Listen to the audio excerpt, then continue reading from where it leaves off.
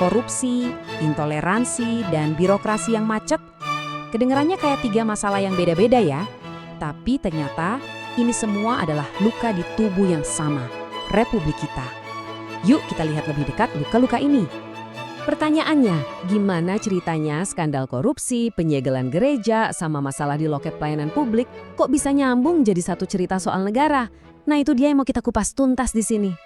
Oke, kita mulai dari luka yang pertama. Ini soal kasus korupsi yang, ini nyerang langsung ke impian seumur hidup jutaan orang. Ini bukan lagi soal duit, tapi soal amanah yang paling suci. Nih lihat angkanya, menurut Badan Pemeriksa Keuangan, kerugian negaranya itu mencapai 622 miliar. Bayangin, 622 miliar. Duit segitu banyaknya yang harusnya bisa bantu jamaah lebih banyak, malah diduga lari ke kantong orang-orang tertentu. Nah, disinilah letak permainannya.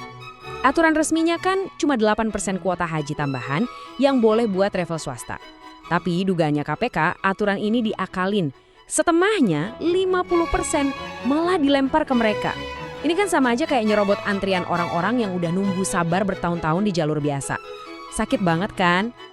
Dan coba lihat timelinenya, kasus ini geraknya cepat banget. Mulai dari investigasi, nggak lama udah ada tersangka. Terus mantan menterinya ditahan. Dan sekarang giliran bos-bos travel yang diperiksa. KPK kayaknya serius banget ngejar kasus ini dari atas sampai ke bawah, dari pemerintah sampai swasta. Dan ini nggak cuma di Jakarta loh, pemeriksaannya sampai ke Jawa Timur.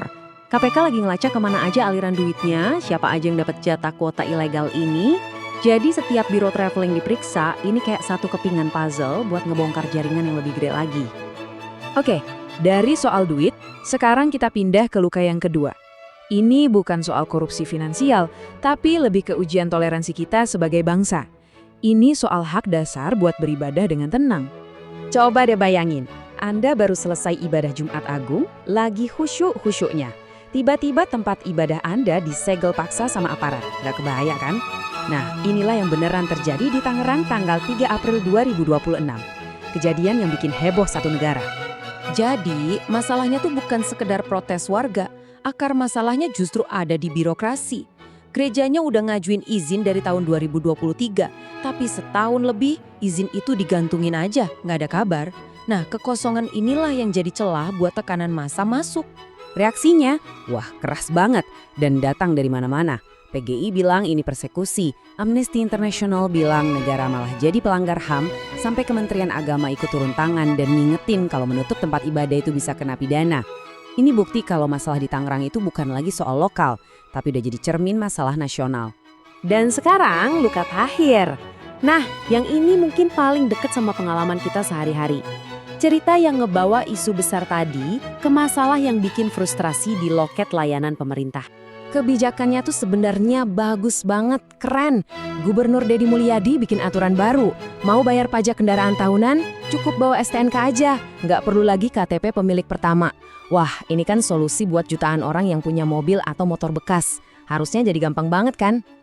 Tapi, apa yang terjadi di lapangan? Baru 2 hari aturannya jalan, udah diabaikan gitu aja sama petugasnya. Ada warga mau bayar pajak, cuma bawa STNK sesuai aturan baru. Malah ditolak, disuruh cari KTP pemilik lama.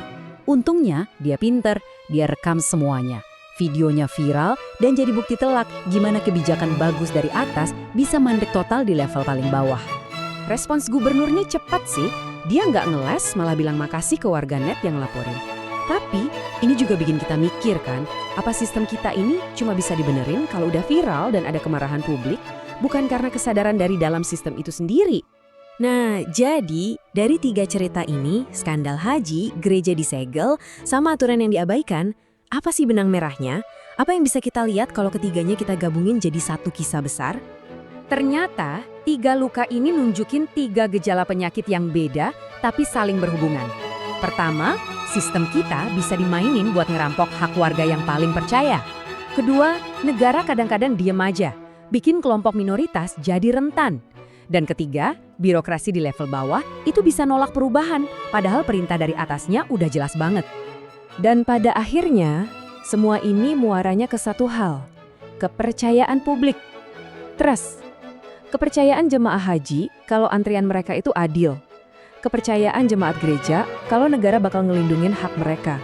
Dan kepercayaan kita semua kalau aturan pemerintah itu beneran dijalankan, bukan cuma jadi tulisan di atas kertas. Jadi pertanyaan terakhirnya buat kita semua adalah gimana nasib kepercayaan ini ke depannya? Setiap hari negara kita diuji. Apakah kepercayaan yang udah kita kasih ini bakal dijaga baik-baik? Atau ya bakal dilukai lagi?